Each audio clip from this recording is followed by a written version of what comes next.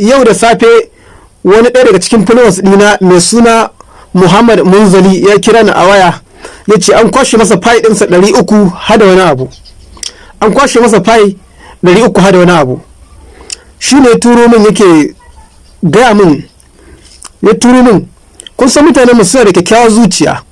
Akwai wayanda idan abu ya faru da su sukan ankarar domin aje ankarar da jama'a. Shi ne kira ni ya turo min shi wannan link din nasu wanda zan dora muku shi akan sikirin. Gashi nan za ku ga na dora shi akan sikirin a cikin Pi browser. Muna kira ga mutane ba komai ne Pi browser, ita Pi browser duniya ce kamar kasuwa ce. Kamar kasuwa ce. Kasuwa ce wadda Pi suka ba da dama kowa ya zo ya kirkiri app ɗinsa inda zai kasuwancinsa. Ba kowane abu ne idan ka gani a cikin Pi browser za ka yi da shi ba. Duk abin da ka gani a cikin Pi browser in dai suka ce ka sa passphrase kar ka sa passphrase ɗinka. Dan shi wai dai tsotsayi ne, Allah ubangiji ne ya dora masa, tsotsayi ne ya kai shi cikin wannan link din da na dora muku. Ya dora ya je ya sa masa wannan ɗinsa, ya sa passphrase ɗinsa, sa kwashe masa ita wannan Pi tashi. Wanda ya kira na ba shi shawarwari na ce ya canja wallet.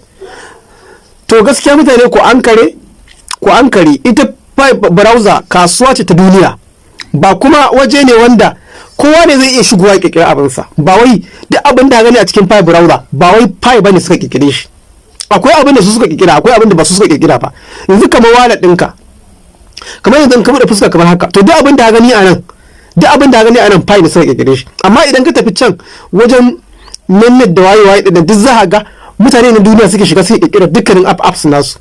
To kar mutum kowane app ka shige shi kar ka yadda ka sa passphrase ɗinka, kasancewar akwai 'yan damfara za su iya kirkira wani website nasu domin su damfar mutane. Shi ma haka wannan bawan Allah ya zo ya sa passphrase ɗinsa aka je aka kwashe masa file ɗinsa. Wanda ya kira ni dole ne na ba shi shawara cewa ba wata mafita gaskiya sai dai ya canza wallet.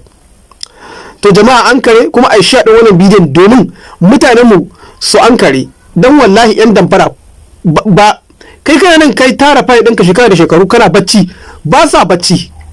Duk wata hanya, duk inda za su kutsa, duk wani lungu da sako inda za su yi su damfari mutane suna neman wannan hanyoyin. In sun bullo da wancan hanyar an gane su koma wancan hanyar. In su bullo, kai menene shaidar da za ka gane za a damfare ka? Tunda dai kai kana bacci su ba sa bacci, kullum suna neman hanya. In sun bullo da wancan an gane su canza wancan, in sun zo da wancan su canza wannan. To kaga kai abin da za ka ankare a matsayinka na kai pioneer mai dukiya a hannunsa, hanyar za a kare kowace irin hanya ce. In dai ba wallet ɗinka ba, wallet ɗinka ce kawai za ka shiga ka sa passphrase ɗinka. In dai ba wallet ɗinka ba ce kar ka sa passphrase ɗinka, kar ka sa passphrase ɗinka. Ko menene kaga an ce sa passphrase a cikin Pi browser, fito ka kyale ka ce a sauka lafiya. Wajen shige-shigenka shiga can kaga an ce sa passphrase zan baka kyautar miliyan 10, zan baka kyautar Pi 100, zan baka kyautar ko me, fito ka ce ku riƙe kayan ku bana so. Wallahi inda kaga sun ce sa passphrase taka suke so su ɗebe, ba wai baka za su yi ba. To shi kenan dai Muhammad Munzali muna taya ka jaje. Allah ubangiji ya tsare gaba, Allah ya mayar maka da alkhairi, Allah ubangiji ya kare gaba, Allah ya kare gaba. Muna taya ka jaje, muna baka haƙuri. Allah ubangiji ne ya jarabe ka, Allah ne ya jarabe ka. Dan ya gaya min cewa akwai Pi inda ya siya ma, akwai wacce mai na aka mai migration, akwai kuma wanda ya siya. To Allah ubangiji ne maka da alkhairi. Wannan jarabawa ce, dama rayuwa haka take, sai Allah ya jarabe mutum sannan kuma sai kawo masa wata hanya. Insha Allah Allah zai kawo maka wata hanya, insha Allah Allah zai kawo maka wata hanya. Sannan ina yi baka shawara, canja wacce wallet din da ka canja, ka yi kokari ka ƙara siya din tun kamun tashi, tunda kana siya dama, tunda ka canja wallet.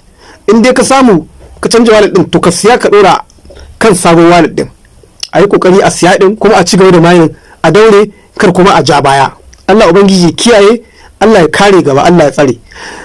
Kar ku manta da share din wannan bidiyon domin mutanen mu su gani su ƙara an karewa, dan bari suke dama sai an manta sai su kawo wata hanyar. To Allah ya tsare.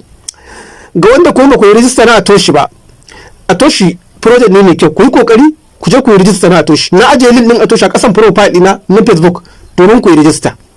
Ku yi register a Atoshi, ku yi register a Atoshi. idan a TikTok kake kallo na ajiye link din a toshe a kasan profile na TikTok domin ku je ku yi register. Ku yi kokari ku je ku yi register a toshe. Kar ai wasa da shi, in an yi register ai KYC level 1 da kuma KYC level 2. Kar a manta da share din wannan bidiyon insha Allah domin mutane su gani su ankare su rike file din su hannu biyu insha Allah. Thank you.